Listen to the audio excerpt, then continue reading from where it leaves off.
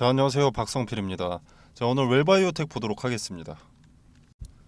자, 일단 웰바이오텍은 작전주의입니다. 현재 이일준 회장, 무자본 M&A 전문가, 기업사냥꾼 이일준 회장이 떠난 것으로 판단하시는 분들이 있고, 그래서 오너 리스크가 해소되었다 라고 안심하고 계시는 분들, 이제 2차전지 재건 테마에 탑승해 있기 때문에 승승장구할 것만 남았다, 이렇게 안일하게 판단하고 계시는 분들을 위해서 내용을 준비했습니다.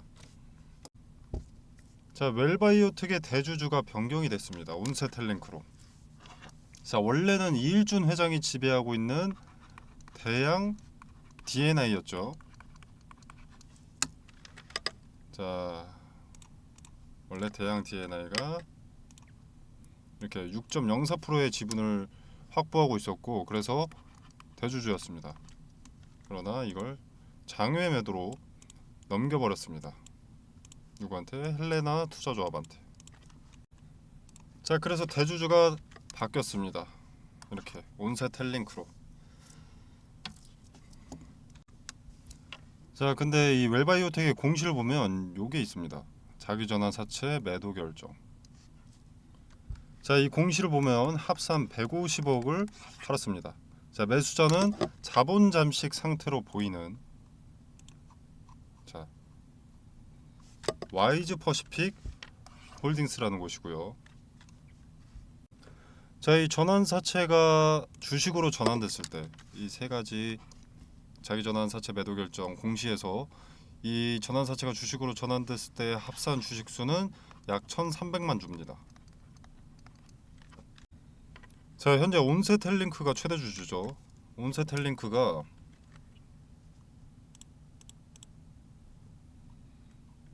자, 약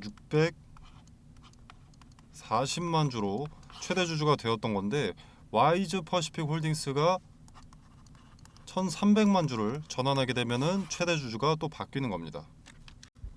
자, 그러면 작전 세력이 바뀌는 거 아니냐? 자, 그럼 작전 세력이 바뀌는 거 아니냐? 이렇게 볼 수 있겠죠. 표면적으로는. 자, 근데 와이즈 퍼시픽 홀딩스가 누구고 뭐 하는 놈들이냐? 이게 재밌는 겁니다. 자, 그러니까 쉽게 말하면 일단 대양 D&I, 기존의 최대 주주였던 대양 D&I가 보유 지분 6.04%를 매도했으니까 대주주에서 없어졌죠. 최대 주주가 아니게 됐습니다. 자, 그러고 나서 이제 온세텔링크가 들어온 상황입니다. 보유 주식 약 640만 주로. 그래서 최대 주주로 등극해 있죠. 자, 그리고 이제 와이즈 퍼시픽 홀딩스는 전환하지 않아서 주식으로 들고 있는 건 아니지만 어쨌든 들어온 거고요. 그리고 이 전환 사채를 전환하게 되면 와이즈 퍼시픽 홀딩스가 최대 주주가 되는 거죠. 아까 1,300만 주라고 했죠. 이 온세텔링크는 640만 주니까 얘네가 이 와이즈 퍼시픽 홀딩스가 전환하게 되면 최대 주주가 되는 겁니다. 자, 근데 현재 시장에서 작전주로 상당히 유명한 삼부토건 관련 기사를 보면, 자, 일단 우크라 재건으로 주가 띄운 뒤 유증 대량 매도 삼부토건 최대 주주의 수상한 행보, 이렇게 되어 있습니다. 자, 그리고 보면은 삼부토건의 최대 주주인 화장품 업체 DYD가 삼부토건 최대 주주에 오른 지 4개월 만에 지분을 상당량 매각했다. 자, 뭐 어쩌고 저쩌고. 그리고 내용을 쭉 내려보겠습니다. 내려보면 무슨 내용이 나와 있느냐. DYD 삼부토건을 인수했던 DYD의 최대 주주 이일준, 기업사냥꾼이라고 했었죠. 요 이일준 회장이 대양산업개발 회장이라고 되어 있습니다. 아까 6.04%를 팔았던 기존 최대 주주가 누구라고 했었죠? 대양 D&I 계열사입니다. 대양 D&I, 대양산업개발 다 계열사입니다. 다 이일준 회장이 지배하고 있습니다. 자, 그러면 대양 D&I는 이미 빠졌으니까 6.04% 지분 팔고 빠졌으니까 문제 없는 거 아니냐? 오너 리스크 이제 없는 거 아니냐? 이제 작전주 아닌 거 아니냐? 이렇게 생각하실 수 있습니다. 자, 근데 그렇지 않습니다. 그 근거를 이제 하나씩 말씀드리겠습니다. 자, 일단 이일준 회장이 DYD를 인수할 때로 거슬러 올라가야 됩니다. 자, 이일준 회장이 DYD를 인수하는 과정에 당시 DYD의 계열사였던 자한바이오라는 기업이 있습니다. 자, 이 자한바이오라는 기업이 부도 처리가 되면서 DYD를 이일준 회장이 헐값에 사올 수 있었습니다. 자, 그리고 DYD는 당시에 400억 가량의 전환사채를 발행한 상태였는데 DYD의 계열사였던 요 자한바이오가 부도 처리가 되면서 CB는 전환사채는 만기 전에 상환이 됐습니다. 그리고 이 상환된 사채가 어디로 넘어갔느냐? YG퍼시픽 홀딩스로. 쉽게 말하면 YG퍼시픽 홀딩스와 기업사냥꾼, M&A 전문가, 작전 세력 이일준 회장은 한패라는 겁니다. 한패거리. 자, 그럼 아까 처음 내용으로 다시 돌아와서 이일준 회장이 지배하고 있던 대양 D&I가 빠졌고 그래서 오너리스크가 없어진 줄 알았으나 아니었다라는 거죠. 대양 D&I가 빠지고 온세텔링크가 들어왔지만 와이즈 퍼시픽 홀딩스가 전환사채를 전환하게 되면 최대 주주는 다시 와이즈 퍼시픽 홀딩스가 되는 거죠. 경영권을 쥐는 것은 YG 퍼시픽 홀딩스, 여전히 이일준 회장인 겁니다. 작전이 끝난 게 아니었다. 작전 세력이 바뀐 것이 아니었다라는 겁니다. 자, 그럼 결론은 뭡니까? 작전주의 결론. 폭락은 예정되어 있다. 자, 근데 이 과정에 얻을 수 있는 힌트가 있죠. 자, 일단 작전주는 폭락 전에 먼저 폭등이 순서 아니겠습니까? 대양 D&I는 6.04%의 지분이지만 YG 퍼시픽 홀딩스는 17% 정도 됩니다. 자, 오히려 지분을 늘린 것이기 때문에 수익을 더 늘리기 위한 작전이다. 더 규모가 커졌다라는 거죠. 자, 그리고 이일준 회장이 지배하고 있었던 삼부토건, 최근에 작전을 좀 심하게 쳤던 요 삼부토건은 주가가 단기간 400% 이상이 올랐습니다. 그리고 현재 윤석열 대통령의 나토 정상회의나 폴란드 순방으로 우크라이나 재건 수주를 따오고 있는 과정 속에서도 수혜를 전혀 못 보고 있습니다. 최근에는. 즉 삼부토건에서의 작전은 마무리 단계고 이제 그 작전은 웰바이오텍에서 진행될 것이다. 아니, 진행이 되고 있다. 작전주의이기 때문에 단기간의 상승은 당연히 가능성이 높습니다. 근데 폭락, 지금의 상승분 다 반납할 날이 기다리고 있다는 겁니다. 자, 웰바이오텍 작전이 끝나면 기존 주가 1,000원대, 1,000원 초반대로 돌아가는 게 머지않았다라는 것이 결론이 되는 겁니다. 자, 웰바이오텍에서 작전이 끝나면 지배하고 있는 다른 기업을 통해서 또 작전을 할 겁니다. 이미 아마 전환사채, 제3자 배정 유증, 신주유수권 부사채 등등의 C를 이미 뿌려놨을 거고요. 2차 전지 사업 대단해 보이죠. 우크라이나 재건에도 엮여 있으니까 더블 테마로 엄청난 상승을 할 것처럼 보일 수 있는데 그게 딱 작전 세력이 원하는 리액션인 겁니다. 자, 뉴스로 알려진 종목의 재료를 보고 투자해서는 안 됩니다. 이 작전 세력들은 사업을 추진했다가 무산됐다라고 하면 그만입니다. 자, 그래서 제가 드리고 싶은 말씀은 대응을 미리 준비를 하고 계시라는 겁니다. 떨어질 때 대응하면 늦습니다. 자, 지금이야 뉴스를 도구로 활용해서 주가를 올려주는 주체, 작전 세력이 존재하고 있으니까 알아서 주가를 올려주는 겁니다. 그리고 이 개인들의 수급을 유도하고 들어온 개인들한테 상승을 한번 맛보여 주는 거죠. 자, 그러나 작전 세력이 차익 실현하면 그때는 어떻습니까? 떨어지는 폭포수를 받아줄 주체는 딱 하나밖에 없는 겁니다. 여러분들, 개인 투자자. 즉 지금 대응 안 하시면 피해자가 될 수밖에 없는데 그걸 알면서 또는 모르더라도 그 근거를 말씀을 드렸고 저를 제외하고도 몇몇 소신 있는 유튜버들이나 뭐 블로거들이 말을 해주고 있는데 대응을 준비해야 하지 않겠습니까? 전쟁을 암시하고 있는데 칼이라도 갈아놔야 되는 거라고 생각을 합니다. 자, 현재 웰바이오텍은 그래도 주가가 고점에 있습니다. 그리고 이일준 회장의 지배하에 아직 있고 작전 세력은 엑시트하지 않았습니다. 탈출하지 않았습니다. 아직. 그렇기 때문에 아직은 고점에 매도할 수 있는 기회가 있다라는 겁니다. 물론 단기간은 조정받을 가능성이 높습니다. 왜? 투자 경고 딱지 붙어 있으니까. 자, 이 투자 경고 딱지는 일단 증거금 100%의 신용융자가 불가능해집니다. 뭐가 됐든 수급이 덜 들어온다는 거죠. 엑시트 할 때 털어먹을 개인이 그리고 매매 정지 등으로 투심이 위축되기 때문에 작전 세력들은 늘 마지막 엑시트 전에 투자주의, 경고, 위험 등을 떼고 팔아먹습니다. 투심을 먼저 살려놓고. 자, 그래서 요 해제 요건, 웰바이오텍의 투자 경고 종목 지정 내용이고요. 여기 해제 요건이 있죠. 이 해제 요건은 힌트가 되는데, 일단 해제 요건의 최초 판단일이 7월 27일입니다. 4거래일 남은 거죠 지금. 자, 해제가 되냐 안 되냐, 이 해제 여부도 중요하지만 그것보다 중요한 것은 자, 이 판단일 때부터 어느 자리에 거래를 동반해서 주가를 상승시키는지, 반대도 마찬가지입니다. 어느 자리에다가 저항을 두는지, 어느 자리에서 누르는지를 말을 하는 거죠.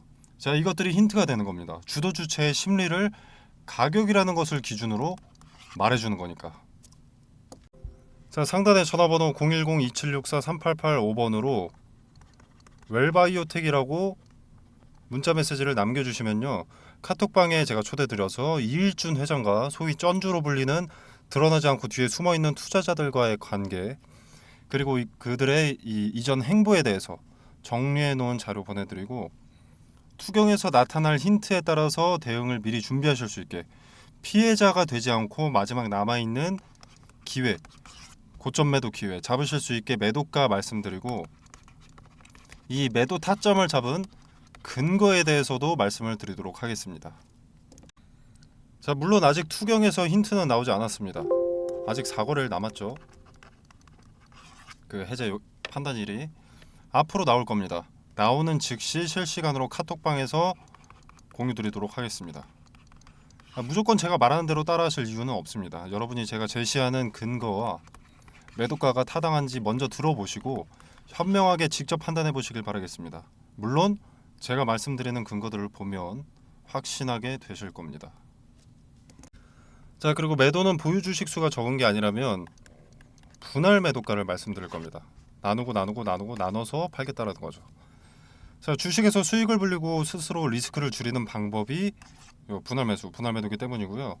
자, 이 분할 매도에도 늘 근거가 포함되어 있으니까 카톡방에 참여하셔서 정보 얻어가시길 바라겠습니다. 자, 그리고 주식 투자에 있어서 수익을 불리는 대표적인 방법, 방금 말씀드린 대로 분할을 전제로 매매하는 것, 그리고 또 하나 분산 투자입니다. 자, 그래서 2023년 하반기 증시를 주도할 섹터 말씀드리고 관련 급등주 추천과 종목 선정 방법에 대해서 간략하게 말씀을 드리도록 하겠습니다. 자, 일단 2023년 전반기는 작년에 이어서 2차전지가 광풍이었습니다. 현재까지도 그렇죠. 테만의 어떤 종목이든 2차전지는 급등이 한 번씩 나와줬습니다. 그래서 개인들은 유망해 보이는 2차전지 종목들을 매수하게 됐습니다. 자, 그러나 실체가 나오기까지 시간이 상당히 많이 소요되고 기대감의 급등세가 가팔했던 만큼, 이 기대감이 선반영됐던 만큼 거품이 빠지면서 조정 국면에 접어들어 있는데, 가격 조정과 기간 조정을 거치고 숨고르기에 나섰던 2차전지가 다시 질주하는 시점이 2023년 하반기로 평가되고 있습니다. 자, 근데 동시에 아시는 분들은 아시겠지만 아니다, 반도체가 하반기 증시를 주도할 것이다, 이런 의견도 나오면서 지금 투자자들이 많이 혼란스러워지고 있는데, 이 반도체와 2차전지 어떤 테마가 시장을 주도할 것이냐. 자, 이것은 세계 경제에 관심을 파악하면 길이 보입니다. 이 관심이 키포인트입니다. 세계 경제가 어디에다가 더 큰 자금을 쏟아붓는지를 파악하면 그 길이 보일 수밖에 없습니다. 자, 간단한 예시로 코로나 때는 어떻습니까? 마스크, 진단키트, 백신, 치료제, 이것들이 강세였죠. 전 세계가 주목하고 필요했던 테마니. 자, 국내 같은 경우에는 병상이 수혜를 입기도 했었는데, 이거는 각 국가별로 확진자 수가 다릅니다. 그리고 땅덩어리가 다르죠. 자, 그래서 공통 사항이 될 수 없기 때문에 일로는 자금이 투입될 수가 없었습니다. 코로나 때는 요 마스크, 진단키트, 백신, 치료제가 전 세계가 필요로 했던 것이기 때문에 요 네 가지의 수급이 올릴 수밖에 없었던 거죠. 자, 그리고 다른 예시를 하나 들어보겠습니다. 자, 우리 러시아와 우크라이나가 전쟁이 났을 때 이때는 일단 곡물과 사료에 수급이 몰렸는데 일단 러시아와 우크라이나가 곡창지대입니다. 곡창지대인 두 국가가 전쟁을 해버리니까 곡물 수출이 나가야 되는데 수출 길이 막혀버린 거죠. 그래서 곡물과 사료값의 상승으로 이어졌고 이 곡물과 사료값의 상승은 우리의 필수 소비재인 식자재 값의 상승으로 이어졌습니다. 전쟁이 우리 같은 일개 국민 한 명의 일상에까지 침범하기 시작한 겁니다. 자, 그리고 값이 오른다는 것은 뭡니까? 관련 수혜주의 이익이 증가한다는 것이죠. 자, 예를 들어서 수혜주가 A라는 상품을 기존에 100원에 팔았다. 자, 그럼 이 100원도 마진이 남으니까 이렇게 파는 걸 텐데 만약에 예를 들어서 400원이 됐다. 그러면 4배나 오르는 거죠. 자, 이렇게 이익이 오른다는 것은 뭡니까? 자, 뭐 파이프라인 확장으로 뭐 재료가 추가된다. 라거나 또는 수요를 맞추기 위한 공급을 위한 뭐 증설 또는 뭐 토지 매입 이것도 재료 추가죠. 그리고 잉여 이익금으로 배당금의 증가라던가 즉 주가 상승에 호재 기대감이 생기는 겁니다. 그래서 수급이 올리고 주가가 상승을 하게 되는 거죠. 그리고 지금은 전기차의 빠른 성장으로 2차 전지가 강세입니다. 현재 진행 중이고요. 자, 지금 인플레이션 감축법 세부 지침을 변경을 했었죠. 원래 세부 지침이 변경되기 전에 인플레 감축법이 뭐였냐면 중국에서 뭔가를 만들기 위해서 광물을 들여온다. 그럼 너네 전기차 보조금 지원 못 해준다. 이거였습니다. 근데 세부 지침이 변경되면서 뭐 중국이나 인도네시아에서 광물을 받는 것까지는 오케이. 대신 FTA 체결국에서 50% 이상 가공을 해라. 그래야만 전기차 보조금 혜택을 지원해 줄 수가 있다. 이렇게 세부 지침을 변경한 겁니다. 자, 그래서 지금 수면 위로 떠오른 것들이 바로 원자재 가공 기업들이죠. 대표적인 수혜주이기 때문에. 자, 그래서 2차 전지의 구성을 일단 보면 대표적으로 양극재, 음극재, 전해질, 경박, 분리막 뭐 이렇게 있습니다.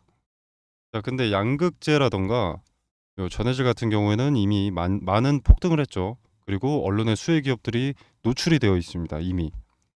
인플레 감축법 세부 지침이 처음 변경됐을 때 대부분의 투자자들이 무슨 생각을 했냐면 그러면 당장은 2차 전지 그중에서 비중이 높은 양극재의 핵심 광물 리튬이 강세니까 리튬 가공업체가 수혜를 보겠구나 하면서 리튬 관련주만 좀 부각이 됐었지만 요 음극재라던가 동박, 분리막은 관심을 못 받고 있습니다. 여기서 누가 대장주인지만 찾아내면 양극재를 제외한 음극재, 동박, 분리막은 먹을 게 차고 넘친다라는 거죠.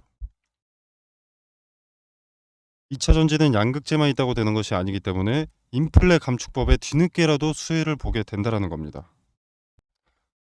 자, 그리고 최근에 일부 증권사들에서 2차 전지에서 수급이 이동될 것이다.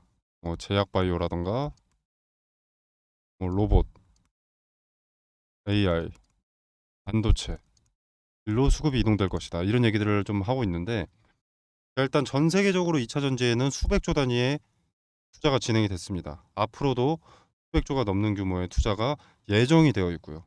자, 무슨 말입니까? 제약바이오로 수급이 옮겼다. 로봇, AI, 반도체로 수급이 이동됐다라고 하더라도 이미 투입된 자금이 너무 크기 때문에 단기간 내에 로봇, AI, 반도체로 수급이 다시 몰릴 수밖에 없다라는 겁니다. 자, 이때도 양극재만 그리고 전해질만 관심을 받게 될까요? 그 두 가지가 2차 전지의 전부가 아닌데. 자, 종목은 이런 식으로 찾는 겁니다. 미리 많은 물량을 확보한다면 큰 돈이 되는 거죠. 자, 그리고 지금 미국의 인플레이션 감축법 때문에 주가가 이렇게 움직이는데 유럽의 핵심 원자재법 이것도 당연히 주식시장을 뒤흔들 핵심 내용이 됩니다. 자, 기존의 2차전지 점유율 전 세계 1위가 중국 기업 CATL입니다.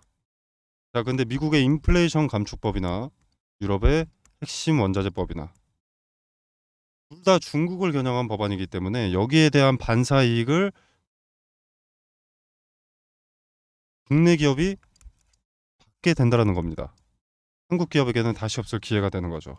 자, 그러면 국내 기업들 물 들어올 때 노를 저어야겠죠. 당연히 사업 내용에 더 박차를 가할 수밖에 없습니다. 자, 무슨 말이냐?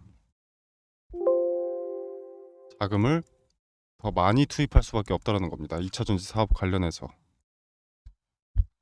이 말은 호재들이 앞당겨진다라는 거죠. 그리고 기업이 빨리 성장하게 되는 것이고, 자, 기업의 빠른 성장은 더 빠르게 기업의 가치가 올라간다는 것이고, 가치가 오르면 어떻습니까? 주가는 자연히 오르죠. 그러면 개인 투자자인 우리한테도 기회가 되는 겁니다. 그래서 지금은 머뭇거릴 때가 아닙니다. 자, 지수의 영향을 잘 받고 변동의 폭이 가장 크면서 시총이 상대적으로 무거운 대장주죠. 대장주들을 제가 1차적으로 검열을 해놨습니다. 그리고 기업의 재무상 혹시라도 나중에라도 악재가 반영될 것이 있는지를 확인을 해놨습니다. 그리고 뭐 전환사채나 신주인수권 부사채로 장난치는 기업인지 파악을 해뒀고요. 최대 주주들의 과거 이력에 대해서도 좀 조사를 해뒀습니다. 그리고 인플레 감축법의 수혜를 받기 위해서는 국내에서 가공하는 기업이면 전혀 상관이 없는데 만약에 주거래 업체한테 가공을 받아서 온다라고 하면은 FTA 체결국인가 이것도 중요하기 때문에 이 부분까지도 체크를 해뒀습니다. 자, 전 세계 시장에 관심을 받고 있는 대한민국의 2차 전지 기업 수혜 종목 공유드리도록 하겠습니다. 상단에 010-2764-3885번으로 종목이라고 두 글자만 문자 메시지로 보내주시면 됩니다. 그럼 제가 체크해 놓은 이 종목 리스트 2차전지 후발 수혜 종목 리스트 보내드리도록 하고요. 제가 수혜 종목 공유 드리는 게 돈 받자고 하는 것이 아닙니다. 그리고 여러분한테 수혜 종목에 대해서 매수가나 매도가를 따로 말씀드리는 것도 아니고요. 그냥 정말로 움직이는지 지켜만 보셔도 됩니다. 매수하고 안 하고는 여러분의 자유지만 종목을 선정하는 방식이라도 조금 알아가셨으면 하는 바람입니다. 그래서 그저 지켜만 보시더라도 어떤 방식으로 종목을 선정했는지, 왜 이 종목을 선정했고 종목 선정 전에는 어떤 것을 체크했는지 다 세세하게 말씀드리니까 한번 지켜라도 보시길 바라겠습니다. 자, 오늘 준비한 영상은 여기까지고요. 여러분의 성공 투자를 기원하면서 마무리하도록 하겠습니다. 감사합니다.